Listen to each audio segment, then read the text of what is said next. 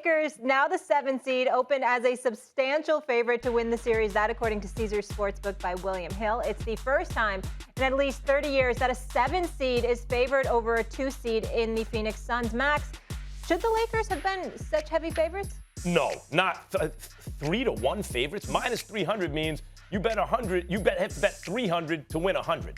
3-1 in the old days, right? No, they are not 3-1 favorites here. I agree they're favorites, and I think, as I said earlier, there's some recency bias here. We just saw the Lakers without LeBron beat the Suns behind AD. So then you figure out LeBron and AD, but the Suns are listen, everyone talks about Chris Paul, and he deserves a lot of credit. Suns were 8-0 in the bubble.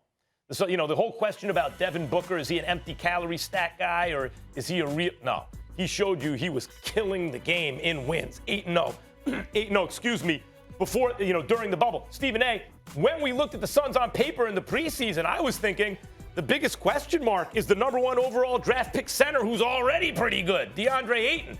Because they got forwards who don't need the ball, who can really 3-and-D. Mikal Bridges, Cam Johnson. They got Saric, who can be a playmaker. They got, add Jay Crowder. They got everything you need. And then in the backcourt, Chris Paul and Devin Booker. Those two dudes. I look at this matchup. I think there are going to be times in crunch time LeBron's going to have to guard Devin Booker. Who else is going to? No, the Lakers should be slight favorites to beat the Suns.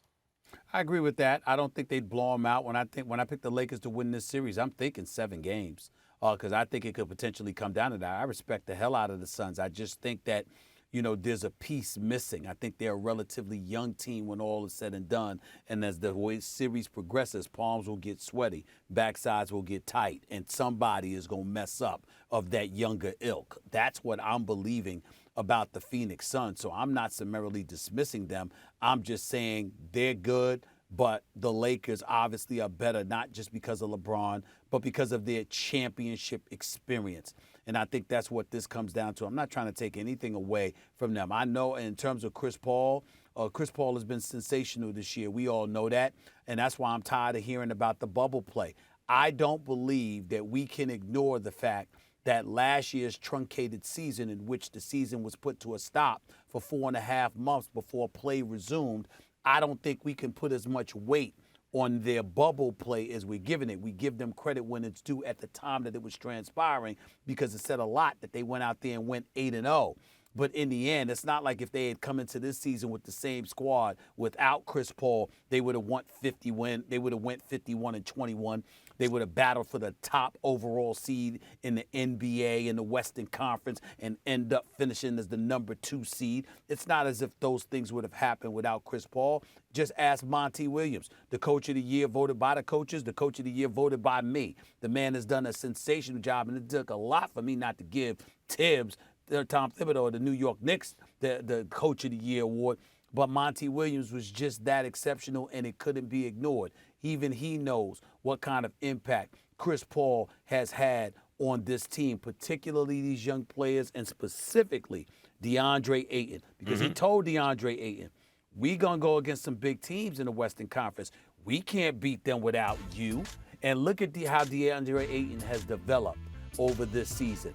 So I don't take that for granted. I pay attention to it. I think it takes a Lakers team to take them out. Yeah, I don't disagree with the Chris Paul thing. In fact, in the preseason, one of the reasons I like the Suns so much is the addition of Chris Paul. Like when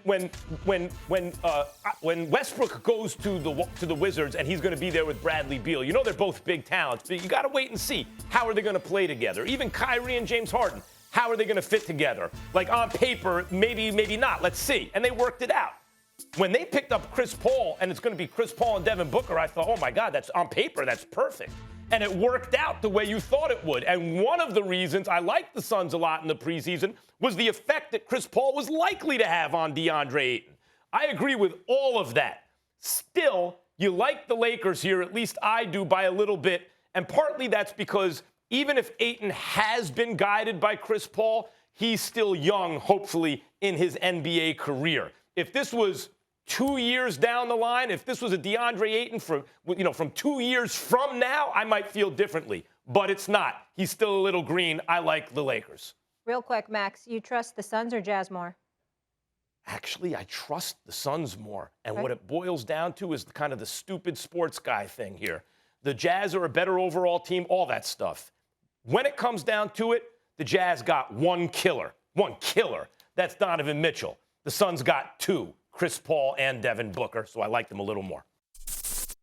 Thanks for watching ESPN on YouTube. For live streaming sports and premium content, subscribe to ESPN+.